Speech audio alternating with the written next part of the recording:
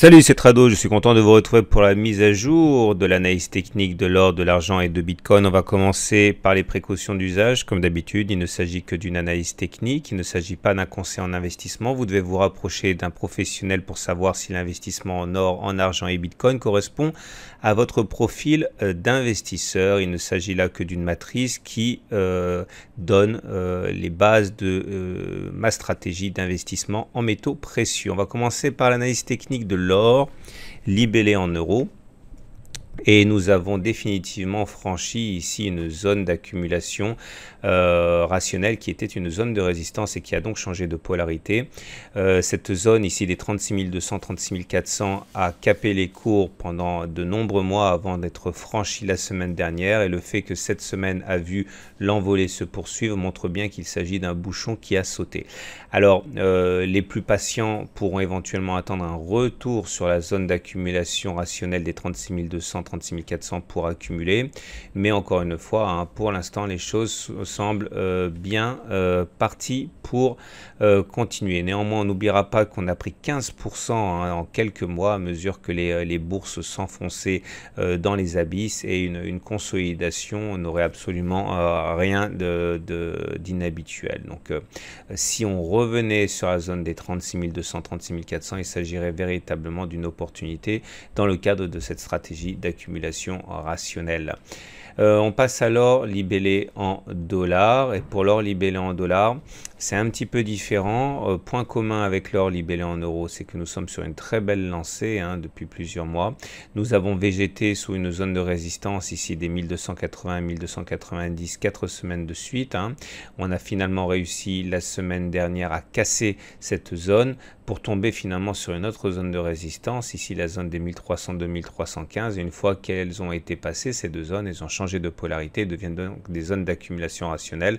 Donc tout retour sur cette zone comprise globalement entre 1280 et 1315 pourra faire l'objet d'une accumulation fractionnelle. Je vous rappelle que sur la méthode que j'applique, il s'agit de diviser l'investissement total en un nombre déterminé d'interventions, hein, 5, 10, 15, 20, qu'importe. En tout cas, il ne faut pas acheter à n'importe quel moment, il faut acheter lorsque l'on revient sur des zones d'accumulation rationnelle et nous sommes en train justement hein, d'en construire deux.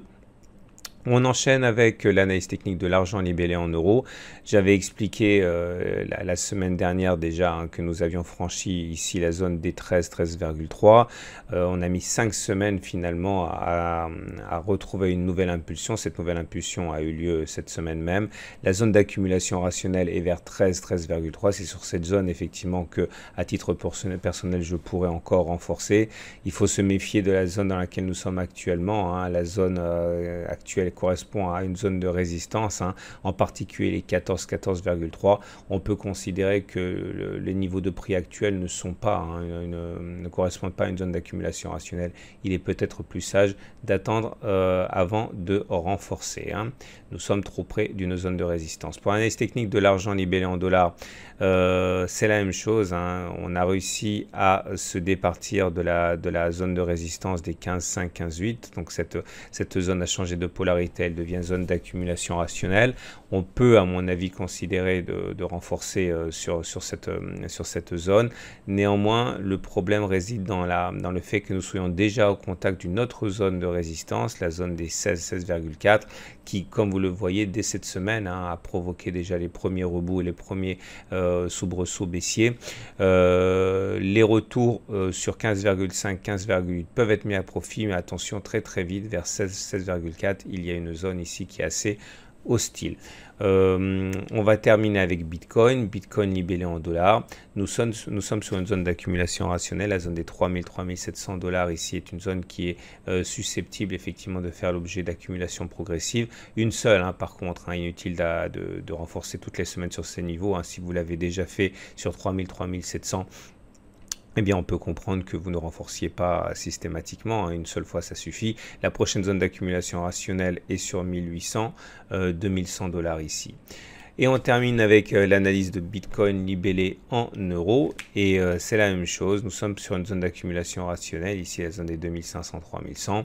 Ça l'a fait d'ailleurs de nombreux mois que nous sommes en train de végéter sur cette zone. Pour l'instant, elle tient. La prochaine zone d'accumulation rationnelle est vers 1600-1670. Alors, je terminerai avec deux choses. La première des choses, c'est que si vous voulez passer à l'achat et à l'investissement en métaux précieux ou Bitcoin, sachez que mon partenaire privilégié et historique pour ces métaux, eh bien, c'est aucoffre.com qui vous propose non seulement des investissements dès quelques dizaines d'euros, ce qui est tout à fait compatible avec la stratégie d'accumulation progressive et également la possibilité de conserver votre clé USB, votre ledger avec les bitcoins dans des situations, dans des chambres où la sécurité sera optimale, loin des attaques de plateforme comme on peut le connaître régulièrement en suivant l'actualité. Voilà.